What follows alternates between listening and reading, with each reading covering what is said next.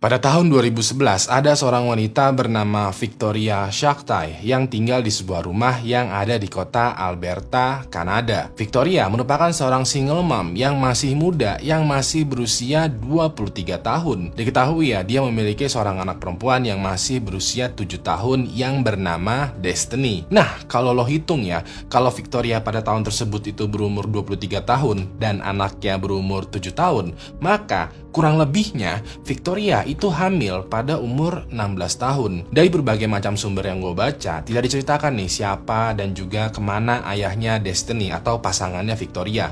Yang jelas, Victoria dan Destiny ini statusnya adalah ibu dan anak. Walaupun begitu, ada satu cerita unik yang terjadi di antara Victoria dan Destiny ini. Jadi, flashback ke tahun 2004. Pada tahun tersebut ya, Victoria mengalami kecelakaan mobil yang cukup mengerikan. Mobilnya dia itu ditabrak sangat keras sampai benar-benar hancur. Untungnya kondisinya Victoria ini masih selamat, tapi sayangnya dia benar-benar kritis dan mengkhawatirkan banget. Setelah berbulan-bulan dirawat di ruang ICU, Victoria akhirnya menjadi sembuh, tapi sekarang dia tuh menjadi difabel. Diketahui ya, gara-gara kecelakaan mobil tadi, kakinya Victoria itu menjadi lumpuh total. Alhasil Victoria menjadi tidak bisa berjalan, dan kalau mau kemana-mana dia mesti menggunakan kursi roda. Yang lebih mengkhawatirkannya lagi adalah, jadi pas Victoria mengalami kecelakaan, dia itu sedang hamil dengan usia kandungan 4 bulan. Untungnya 5 bulan kemudian bayi yang ada di dalam kandungan Victoria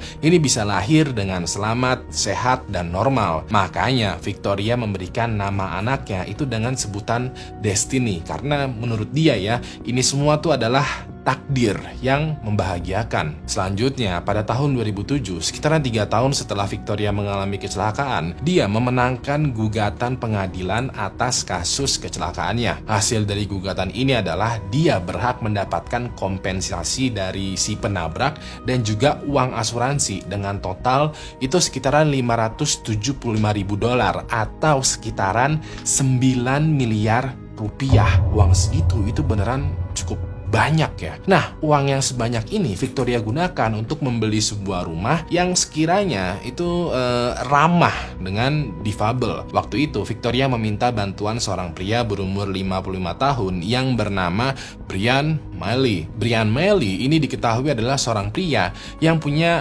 banyak bisnis di bidang properti, konstruksi, desain interior, bahkan juga konsultan keuangan. Bahkan dia memiliki kantor konsultan keuangannya tuh cukup besar skalanya. Victoria waktu itu meminta Brian untuk mencarikan sebuah rumah, lalu merenovasi rumahnya ini dengan perabotan dan juga peralatan yang sekiranya ramah dengan difabel. Secara spesifiknya, ramah untuk pengguna kursi roda seperti Victoria. Brian menyanggupi permintaannya Victoria dan mulai tuh mencarikan rumah dan merenovasinya. Pada tahap pembangunan ini, Victoria akhirnya menjadi akrab tuh dengan Brian. Pas lagi akrab ini, Victoria kayak mau meng-hire Brian lagi ya, dan kali ini sebagai konsultan keuangannya Victoria. Victoria sadar kalau jumlah uang yang dia dapatkan dari kompensasi dan juga asuransi itu terlalu banyak untuk dia handle sendirian. Maka dari itu, dia nge-hire Brian sebagai manajer keuangan dan juga konsultan keuangan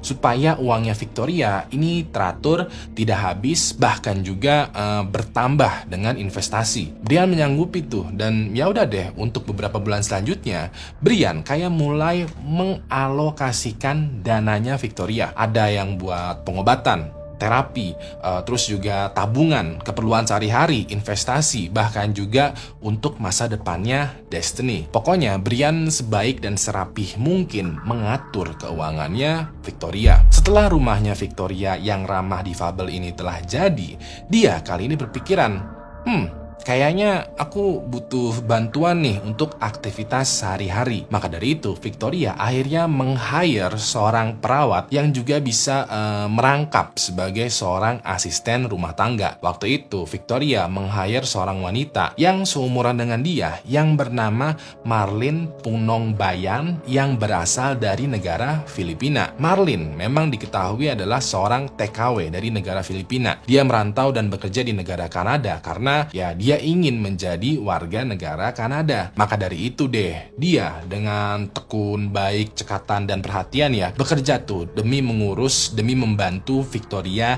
Destiny, sampai juga ke urusan rumah tangga. Karena Victoria cocok dengan kepribadian dan kinerjanya Marlin, mereka akhirnya menjadi bonding tuh, menjadi dekat. Hubungan mereka pun jadinya bukan lagi sekedar pekerja dan bos aja, melainkan udah sama-sama saling menganggap sebagai saudara. Sampai pada awal November tahun 2011, Marlin akhirnya resmi menjadi warga negara Kanada berkat bantuan dan sponsorship dari Victoria. Lalu pada tanggal 24 November tahun 2011, Marlin ini lagi nyuci piring nih di dapur, dan waktu itu dia ngeliat Victoria lagi duduk di kursi roda, lagi teleponan serius sama Brian. Victoria kayak terlihat lagi berdebat gitulah dengan Brian lewat telepon.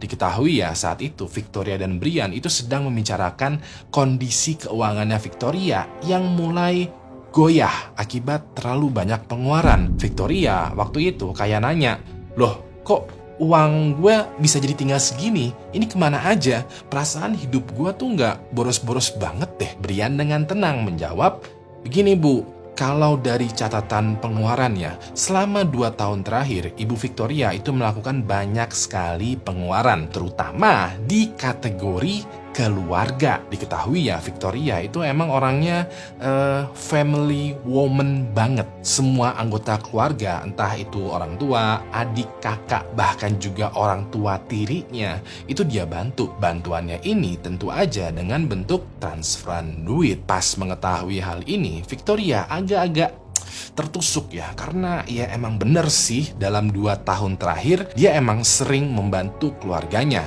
Di antara seluruh keluarganya ini ya, ada nih satu orang yang tiba-tiba muncul di dalam pikirannya Victoria. Orangnya ini adalah kakak laki-lakinya Victoria yang kita sebut saja sebagai Fulan. Fulan diketahui adalah kakak laki-laki Victoria yang beberapa tahun terakhir itu punya masalah dengan narkoboy. Ketika keluarga mengetahui kebiasaan buruknya Fulan, Victoria dengan sigapnya membantu Fulan dengan cara memasukkan dia ke rehabilitasi.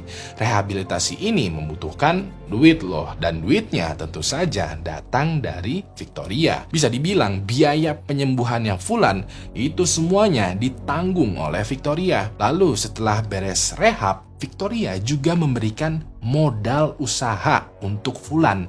Tujuannya adalah supaya Fulan ini bisa mandiri dan tidak terjerumus lagi ke dalam narkoboy. Nah, ini baru satu doang nih yang Victoria keingetan. Masih ada lagi lah cerita-cerita mengenai keperluan keluarganya. Pas Brian membacakan catatan keuangan, ternyata Victoria juga membantu saudara-saudaranya yang lain perihal bayar utang, biaya sekolah, kebutuhan sehari-hari, sampai juga biaya liburan. Bisa dibilang saudara-saudaranya Victoria itu kayak aji mumpung ya, dan menggantungkan nasibnya semuanya kepada kebaikannya Victoria. Walaupun begitu, Victoria ini kayak membela diri ya.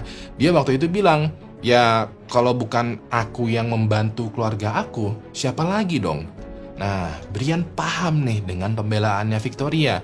Terus dia ngejelasin tuh pelan-pelan, "Iya Bu, begini ya, bukannya tidak boleh membantu keluarga sendiri, tapi ada baiknya juga Ibu Victoria mulai memprioritaskan keluarga Ibu sendiri. Ibu Victoria kan hidupnya masih panjang, apalagi kehidupan anak ibu ya, Destiny. Itu mungkin ada baiknya ya ibu mempertimbangkan lagi kebaikan yang ibu berikan untuk keluarga, dan mungkin mulai agak sedikit egois." Victoria yang mendengar nasihat dari Brian ini terdiam, karena ada benernya juga ya. Kenapa seluruh tanggung jawab keluarga gue ada di pundak gue semua? Tapi kalau bukan gue, ya siapa lagi? Pas ini ya, Victoria rada-rada galau nih. Begitu udah selesai ngobrol dengan Brian lewat telepon ya, Victoria tuh kayak merenung sebentar. Kala itu dia ada keinginan nih untuk berkunjung ke rumah ayah tirinya untuk ngobrol dan tuker pikiran perihal keuangan. Yaudah deh, Victoria pun merencanakan kalau besok dia mesti ke rumah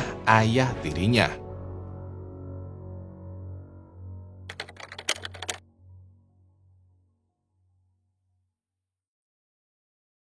Pada tanggal 25 November tahun 2011, Marlene dan Victoria bangun pagi seperti biasa untuk aktivitas dan juga mempersiapkan bekal sekolahnya Destiny. Setelah mengantarkan Destiny ke sekolah, Marlene kembali nih ke rumah untuk membantu Victoria yang hari ini katanya mau berkunjung ke rumah ayah tirinya. Pas Marlene dan Victoria lagi siap-siap, tiba-tiba terdengar nih suara ketokan di pintu depan rumah. Marlene langsung tuh ya nyamperin pintu depan, dan pas dibuka ternyata gak ada orang sama sekali. Walaupun begitu, di depan pintu rumahnya itu ada semacam box berukuran sedang yang dibungkus dengan kertas kado berwarna hijau, dan juga ada sedikit hiasan Natal. Di dekat hiasannya itu ada semacam kertas yang bertuliskan untuk Victoria. Marlene ambil nih box kado dan dia perhatikan lebih detail lagi. Ini jelas-jelas kayak paket kado gitu buat Victoria. Tapi kok nggak ada identitas pengirimnya? Biasanya ya kalau paket itu kan selalu ada identitas pengirimnya. Itu dari siapa tuh ketahuan. Ini kok tumben-tumbenan nggak ada. Marlene pun membawa kotak ini masuk dan menyimpannya di ruang tamu. Setelah itu dia pergi lagi ke kamarnya Victoria dan ngasih tahu kalau dia kedatangan paket. Victoria langsung antusias karena jarang-jarang nih dia mendapatkan paket. Dia pun langsung pergi ke ruang tamu dan melihat sendiri paketnya ini. Kotaknya ini dia pegang-pegang terus dia goyang-goyangkan gitu untuk menebak isinya tuh apa ya. Nah, pas Victoria mau buka, Marlene kayak dengan tegas langsung menghentikan Victoria. Marlene waktu itu bilang, "Jangan dibuka dulu paketnya. Kita nggak tahu nih isinya apa dan pengirimnya siapa." Victoria kaget dan merasa bingung. Dia pun bilang, "Loh, ini kan jelas-jelas buat aku. Mungkin ini paketnya adalah hadiah Natal yang sengaja dikirimkan lebih awal." Walaupun begitu, Marlene bersikeras dengan bilang, "Enggak, jangan dibuka paketnya. Ini masih bulan November, cuy. Natal kan bulan Desember. Masih terlalu cepat untuk mengirim kado Natal. Mungkin ada baiknya kita melaporkan paket ini ke polisi, karena menurutku ini tuh kelihatan mencurigakan." Victoria ini semakin bingung ya dengan gelagatnya Marlene, karena ya kayaknya lebay banget deh kalau sampai lapor ke polisi perihal paket misterius. Ya udah deh, terjadi tuh debat kecil di antara Victoria dan Marlene. Victoria ingin membuka paketnya karena ya dia kepo dan yakin kalau ini tuh cuman kado Natal yang sengaja dikirimkan lebih awal. Sedangkan Marlene ini ingin paketnya tuh nggak dibuka karena mencurigakan, tidak ada nama pengirimnya dan masih terlalu cepat untuk kirim-kirim kado Natal. Dikarenakan gelagat Marlene ini bersikeras ya dan yakin banget kalau paketnya ini mencurigakan, Victoria akhirnya mengalah. Victoria pun membawa paketnya ini ke kamar dan berjanji kepada Marlene untuk tidak membuka paketnya ini. Victoria dan Marlene pun lanjut tuh siap-siap untuk pergi ke rumah ayah tirinya. Begitu mereka udah siap, mereka akhirnya OTW. Karena jarak antara rumah Victoria dan rumah ayah tirinya itu dekat ya, dalam 10 menit jalan mereka udah sampai. Pas sampai, ayah tirinya Victoria langsung menyambut Victoria dan Marlene dan mempersilahkan mereka masuk. Untuk selanjutnya, ayah tirinya Victoria ini gue sebut dengan sebutan Fulano. Begitu mereka udah masuk ke dalam rumah, Victoria dan Fulano itu ngobrol tuh perihal keuangan. Sedangkan Marlene ini langsung OTW ke dapur. Dia nggak ingin terlibat dengan obrolan keuangan keluarga. Jadinya daripada gabut nguping ya, mendingan bantu-bantu di dapur aja lah. Pas ngobrol, Victoria kayak ceritain lagi tuh situasi keuangannya dan juga meminta saran kepada Fulano. Fulano waktu itu bilang yang kurang lebihnya sama persis dengan apa yang sudah dibilangin oleh Brian, manajer keuangannya Victoria. Fulano bilang, "Ya kamu nggak apa sih kalau kamu mau bantu keluarga, cuman ada saatnya kamu fokus ke keluarga kamu sendiri, terutama Destiny." Victoria pun agak menjadi sedikit lebih lega ya, dan paham bahwa ya emang bener sih uangnya dia itu sebaiknya difokuskan ke hidupnya sendiri dan juga anaknya Destiny. Setelah selesai ngobrol keuangan, Victoria lalu nanya ke Fulano ya, kayak, Bapak tadi ngirim kado ke rumah aku nggak?" Fulano menjawab dengan bingung ya, kayak, Kado apa? Marlene yang nggak sengaja nguping dan mendengar mereka lagi ngomongin kado itu langsung nyamber. Dia waktu itu bilang, "Iya Pak, tadi di depan pintu ada yang ngetok. Terus pas saya buka, nggak ada orang. Adanya cuman paket aja, cuman box kado Natal yang nggak ada identitas pengirimnya. Fulano langsung terdiam dan ekspresi mukanya kayak curiga, kayak berpikir gitu, kayak wah, aneh tuh kalau ada paket tapi nggak ada pengirimnya. Marlin merasa kayak, wah bener nih, ada yang belain gue nih, ada yang sepemikiran nih dengan gue. Dia pun langsung menambahkan, iya pak, tadinya kadonya itu mau dibuka sama Ibu Victoria, cuman saya larang karena mencurigakan. Saya malah menyarankan untuk melapor polisi aja perihal kado ini. Fulano setuju dengan sarannya Marlin dan langsung meminta Victoria untuk melapor polisi. Cuman di sisi lain ya, Victoria nih merasa semakin bingung, kayak kalian berdua tuh ada apa sih? Kok kayaknya insecure banget? Ini tuh cuman kado Natal loh. Gak perlulah lapor ke polisi. Dikarenakan Victoria bersikeras ya, jadinya Fulano dan Marlin ini kayak terdiam 1000 bahasa gitu. Kayak ya udah, kalau nanti kadonya mau dibuka, ya silahkan aja. Setelah selesai berkunjung dan mengobrol, Victoria dan Marlin ini pamit kepada Fulano dan OTW pulang lagi tuh ke rumahnya Victoria. Begitu sampai di rumah, Victoria langsung masuk menuju kamar dan Marlin langsung bergegas menuju dapur. Waktu itu Marlin kayak mau mencuci piring dan menyiapkan makan siang. Pas Marlin lagi mau nyalain keran, tiba-tiba aja terdengar suara dan getaran besar dari arah kamarnya Victoria. Suara dan getaran tadi itu bener-bener besar banget. Itu Marlin sampai terpental. Barang-barang di sekitaran dapur juga udah pada jatuh. Marlin yang terpental itu kupingnya pengang, matanya buram, kepalanya dan badannya tuh luka-luka. Terus juga bingung, ini apa yang baru saja terjadi? Apakah ada gempa atau apa? Kok suaranya tadi tuh seperti suara ledakan bom. Marlin yang masih sempoyongan itu jalan tuh menuju ke kamarnya Victoria. Pas itu kamarnya Victoria itu penuh dengan debu dan juga asap. Beberapa dekorasi temboknya pada hancur, jendelanya pada pecah dan seluruh kamarnya itu berantakan. Di tengah kamarnya ada nih Victoria yang masih duduk di kursi roda. Cuman kebanyakan badan, tangan dan kepalanya itu hancur akibat luka bakar. Marlin langsung teriak kayak memanggil Victoria dan sambil sempoyongan ingin nyamperin dia. Tapi nggak lama kemudian tetangganya Victoria ini tiba-tiba aja masuk tuh ke rumahnya Victoria. Diketahui tetangganya ini adalah seorang pemadam kebakaran yang pas hari itu lagi libur. Dan pas dia mendengar suara ledakan dari rumahnya Victoria, dia langsung tahu nih kalau ada bahaya di rumahnya Victoria. Maka dari itu dia langsung nekat masuk ke rumahnya Victoria dan menyelamatkan Marlin. Marlin waktu itu langsung dibopong dan dibawa keluar tuh oleh tetangganya. Begitu udah aman di luar, Marlin langsung bilang, "Cepet, tolong Victoria, dia masih di dalam." Tangganya ini langsung bergegas masuk dan menuju ke kamarnya Victoria. Pas momen ini ya, kondisinya Victoria itu udah bener-bener tragis banget. Tetangganya ini mencoba tuh untuk mengecek denyut nadinya yang ada di leher Victoria. Dipegang sebentar tuh lehernya, tapi sayangnya gak terasa sama sekali denyut nadinya. Besar kemungkinan Victoria sudah meninggal dunia.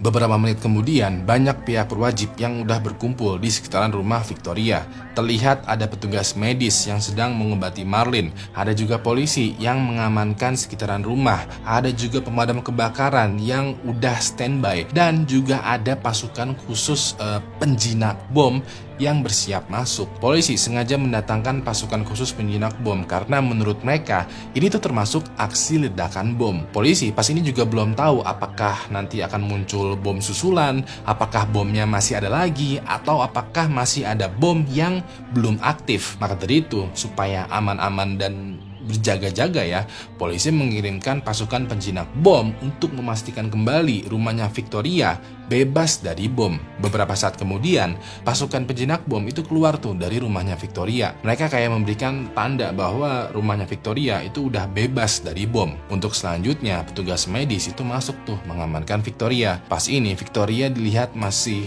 duduk di kursi rodanya, tubuhnya miring ke samping, kepalanya nunduk ke bawah, ke depan gitu ya, dan seluruh tubuh dan wajahnya itu penuh dengan luka ledakan dan darah. Dan bener banget, Victoria dinyatakan meninggal akibat ledakan bom. Untuk pemeriksaan lebih lanjut, jenazahnya Victoria itu diamankan untuk dilakukan otopsi. Untuk selanjutnya, tim pemadam kebakaran masuk ke rumah Victoria untuk mematikan sumber-sumber api supaya tidak muncul kebakaran. Lalu, tim yang selanjutnya masuk adalah tim olah TKP yang diketuai oleh seorang detektif yang bernama Kanwardip Dehil. Dari pemeriksaan pertama aja, detektif Kanwardip ini merasa merinding karena bom yang meledakkan Victoria itu ternyata cukup besar loh. Tembok kamarnya Victoria itu sampai bolong, plafonnya juga sampai jebol. Barang-barang yang ada di seluruh sudut kamar Victoria itu berantakan dan hancur semua. Kanwardip punya feeling kalau ini tuh adalah kasus pembunuhan berencana menggunakan bom. Tapi bom yang digunakan ini kayaknya terlalu besar. Kayak berlebihan banget kalau cuman untuk membunuh satu orang. Pas itu dia dan timnya langsung memfoto dan mengolah TKP. Pas lagi mengolah TKP, Kanwardip menemukan nih sepucuk kertas yang menarik perhatiannya. Sepucuk kertasnya ini udah rada sobek dan juga terbakar. Dan sepucuk kertas ini merupakan sepucuk kertas yang bertuliskan untuk Victoria. Kertasnya yang ini adalah kertas tadi yang gue ceritakan yang menempel di dekat hiasan Natal paketnya untuk Victoria. Kanwardip langsung menyuruh timnya untuk benar-benar mengamankan kertas ini karena besar kemungkinan DNA-nya pelaku masih tersisa atau tersimpan di kertas ini. Kanwardip juga merasa beruntung karena ya biasanya bungkus dari bom itu bakalan hancur berkeping-keping atau terbakar, tidak ada sisanya. Kalau udah begitu DNA-nya atau jejak dari pelaku itu bisa menghilang.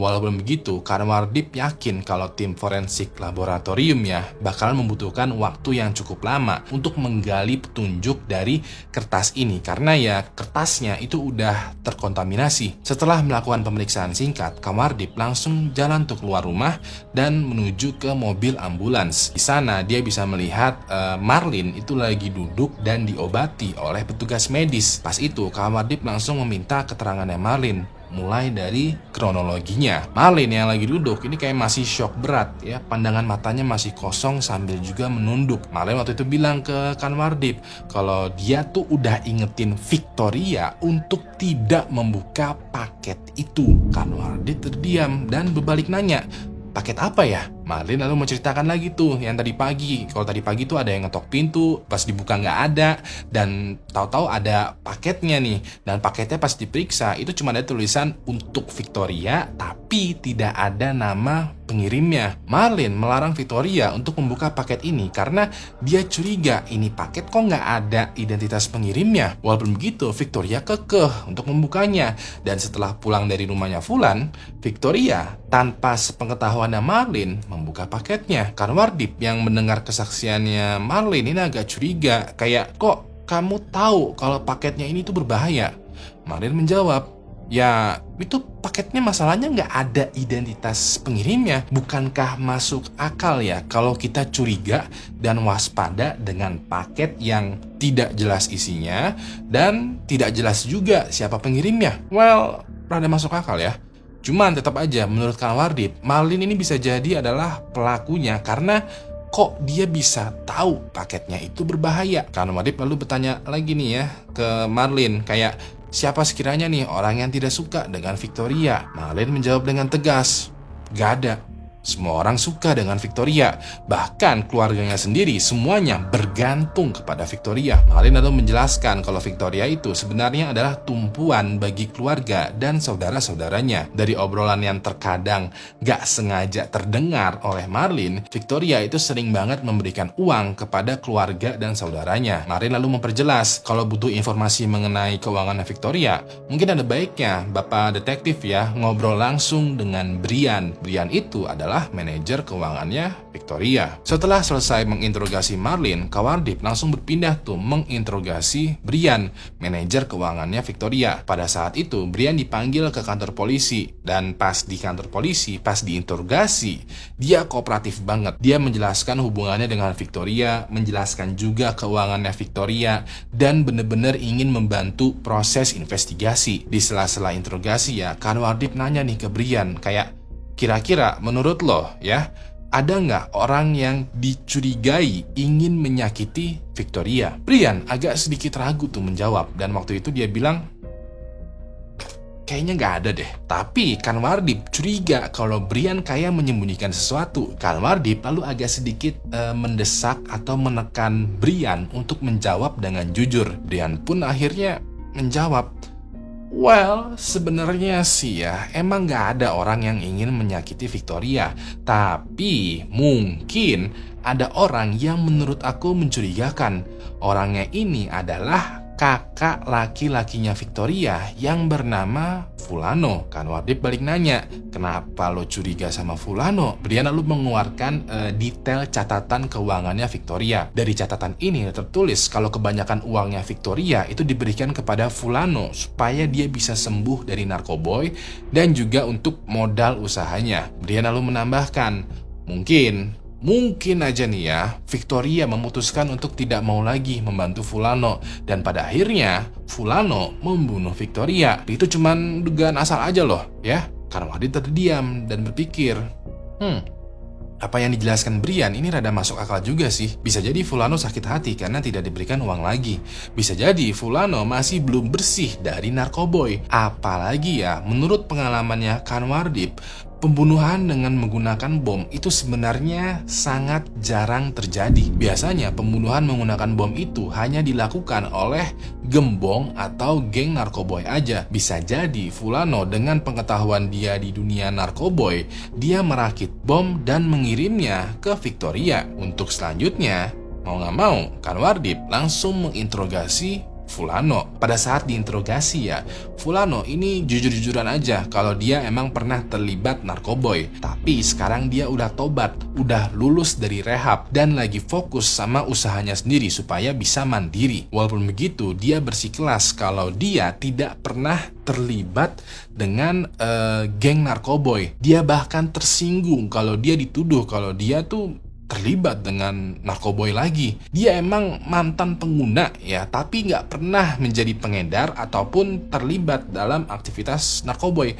Udah bener-bener bersih banget lah. Dia juga sakit hati dengan kematiannya Victoria karena menurut Fulano, satu-satunya orang yang menolong dia ketika sedang terjebak di dunia narkoboy ya cuma Victoria doang. Masa iya dia ngebunuh orang yang menolongnya? Nah, kesaksian dari Fulano ini cukup meyakinkan karena ya Fulano tidak diuntungkan dengan kematiannya Victoria. Dia bahkan dirugikan dengan kematiannya Victoria. Gara-gara Victoria meninggal, Fulano jadinya nggak ada yang bantuin nih. Jadi ya Kanwardip agak percaya tuh dengan Fulano. Walaupun begitu, namanya juga calon pelaku ya. Bisa jadi kesaksiannya Fulano itu semua hanyalah tipu-tipu daya aja. Dikarenakan seluruh petunjuk udah ditelaah, Kanwardip sekarang hanya bisa menunggu hasil uji coba lab nih. Seperti yang gue bilang ya, Kanwardip itu menemukan sepucuk surat dari sisa bungkus bom yang besar dugaan terdapat DNA-nya pelaku. Berbulan-bulan tuh Kanwardip menunggu hasil tes lab, dan begitu hasil tes labnya keluar, dia agak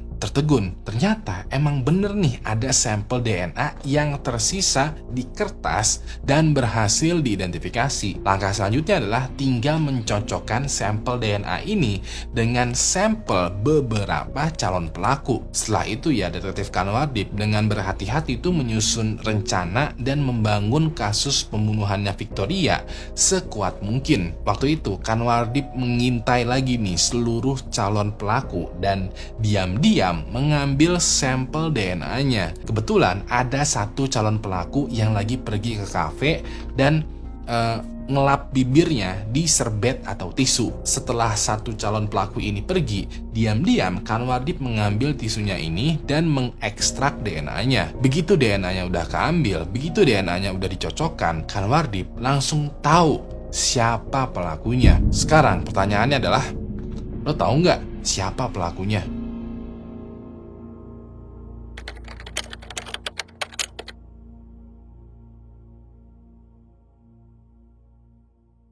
Jadi sebelum gue menjelaskan cerita dan ngasih tahu siapa pelaku dari kasus pembunuhannya Victoria, gue mau lo tebak dulu nih siapa pelaku yang sebenarnya. Pada kasus ini calon pelakunya itu ada 4. Pilihan yang pertama adalah Marlene, seorang perawat dan juga asisten rumah tangganya Victoria yang udah punya feeling kalau paket yang diterimanya itu berbahaya. Pilihan yang kedua adalah Fulan, ayah tirinya Victoria yang sesekali juga dibantu keuangannya oleh Victoria. Pilihan yang ketiga adalah Fulano, kakak laki-lakinya Victoria yang diketahui adalah mantan pecandu narkoba yang sering juga dibantuin sama Victoria yang mungkin punya pengetahuan untuk merakit bom. Lalu pilihan yang keempat adalah Brian, manajer keuangannya Victoria yang menyarankan Victoria untuk tidak terlalu dermawan karena duitnya udah mulai menipis. Gua kasih waktu lo sekitaran 5 detik untuk menebak menggunakan insting lo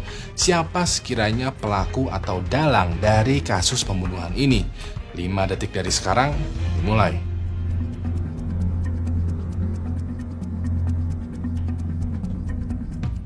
Udah?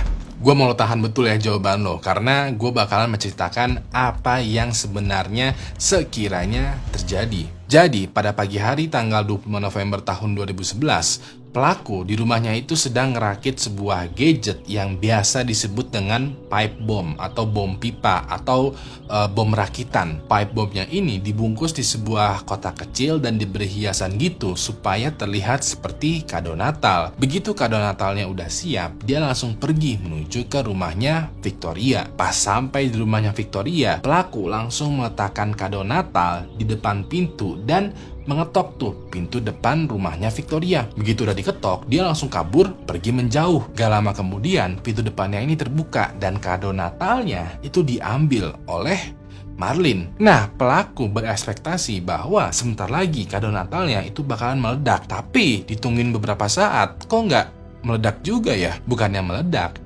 Marlene dan Victoria ini sekarang malah keluar dari rumah dan pergi begitu aja. Dirasa rencananya gagal ya, pelaku pulang ke rumahnya dan mulai menyusun alibi. Gak lama kemudian, pelaku mendapatkan telepon dari pihak kepolisian dari detektif Kanwardi. Pelaku diinfokan bahwa Victoria baru aja meninggal dunia karena dibunuh menggunakan bom rakitan. Setelah itu, Kanwardi meminta pelaku untuk datang ke kantor polisi untuk dimintai keterangan. Pelaku sadar bahwa ini bukan sekedar dimintai keterangan nih, tapi sebenarnya juga interogasi. Pelakunya udah paham dengan proses-proses investigasi. Walaupun begitu, pelakunya dengan kalem ya menjawab dan menjelaskan segala pertanyaan dari detektif Kanwardi. Pelaku juga bilang kalau dia bakalan kooperatif dalam investigasi ini dan membantu sebisa mungkin. Nah, untuk mengelabui polisi ya, pelaku kayak memberikan umpan berupa kambing hitam kepada Kanwardi. Pelaku bilang, mungkin pelaku dari pembunuhannya Victoria adalah Fulano. Yang padahal pelaku dari pembunuhannya Victoria adalah Brian, manajer keuangannya Victoria. Jadi di belakang layar, pada saat detektif Kanwardi masih menunggu hasil DNA, dia kayak memeriksa lebih detail lagi keuangannya Victoria. Kanwardi ini percaya bahwa kasusnya Victoria itu bisa dipecahkan dengan prinsip follow the money atau ikutin duitnya. Sebagaimana yang lo tahu, Victoria itu mendadak tajir ketika mengalami kecelakaan. Setelah dia mendadak tajir, ada banyak orang nih yang sekiranya mendapatkan keuntungan. Ternyata setelah diperiksa lebih detail lagi, orang yang paling diuntungkan dari uangnya Victoria adalah Brian. Diketahui ya, Brian sebagai manajer keuangannya Victoria, dia kayak menggelapkan banyak uangnya Victoria. Uangnya Victoria ini Brian masukkan atau juga kelola di sebuah investasi yang ilegal dan juga beresiko tinggi tanpa seizin atau sepengetahuan Victoria. Namanya juga investasi resiko tinggi ya. Kalau untung ya untung banget, tapi kalau rugi ya bener-bener rugi tidak tersisa. Apesnya adalah uangnya Victoria itu kebanyakan hilang akibat investasi ilegal yang dilakukan oleh Brian. Nah, pas Victoria lagi memeriksa keuangannya, dia notice kok jumlahnya ini tipis banget ya uang gue. Dia telepon tuh Brian, pengen minta kejelasan. Brian waktu itu ngibul dan beralasan kalau uangnya Victoria itu habis karena dalam 2 tahun terakhir dia tuh sering bagi-bagi duit ke keluarganya. Victoria awalnya rada-rada percayaan karena ya emang bener sih uangnya dipakai buat bantuin keluarga. Tapi kayaknya nggak sebanyak itu deh. Jadinya dia kayak kecurigaan juga. Nah, untuk menutup jejaknya, Brian akhirnya merencanakan pembunuhan Victoria dengan menggunakan bom rakitan. Kebetulan, Kanwardip mendapatkan info mengenai backgroundnya Brian. Jadi ya, Brian itu tidak sesuci atau semanis mulutnya. Dari info yang Kanwardip dapatkan, Brian diketahui merupakan mantan seorang polisi yang dipecat secara tidak terhormat. Pada saat masih menjadi polisi, Brian diketahui suka menggelapkan dana, terlibat banyak kasus, dan juga terlibat perselingkuhan. Udah beberapa kali nih dia nikah cerai dengan alasan pengancaman dan juga KDRT. Bisa dibilang pada saat Brian masih menjadi polisi aja, Brian itu bisa dibilang kayak serigala berbulu domba. Nah, karena dia merupakan seorang mantan polisi, dia bisa lah ya mendapatkan dengan mudah info mengenai cara merakit bom. Setelah dipecat menjadi seorang polisi, Brian memutuskan untuk pindah dan memulai kehidupan baru. Waktu itu, dia menjadi pengusaha di bidang konstruksi dan juga membuka kantor konsultan keuangan. Dia bangun tuh image sebaik dan sejujur mungkin untuk lembaran baru dalam hidupnya. Yang padahal masih sama aja, Brian ini masih menjadi seekor serigala berbulu domba. Banyak uang dari klien konsultan keuangannya itu dia gelapin, dia tilep, atau dia masukin ke investasi yang terbilang merugikan kliennya. Salah satu klien dan juga korbannya Brian adalah Victoria. Detektif Kanwardip udah dapet nih motif Brian dan juga backgroundnya. Sekarang tinggal mencari bukti yang menghubungkan Brian terhadap kasus pembunuhannya Victoria. Nah, kebetulan aja sisa sepucuk surat tadi setelah pemeriksaan lab yang cukup lama ya, didapatin tuh sampel DNA. Ya udah deh, secara diam-diam Kanwardip mengambil sampel DNA-nya Brian dari tisu yang dia gunakan ketika sedang makan di kafe. Begitu DNA-nya Brian dan DNA-nya dari sisa sepucuk kertas ini dicocokkan, hasilnya adalah cocok. Dari sinilah terbukti sudah kalau pelaku dari kasus pembunuhan Victoria adalah Brian. Atas perbuatannya, Brian dijatuhi hukuman seumur hidup penjara dengan kemungkinan pembebasan bersyarat setelah 25 tahun.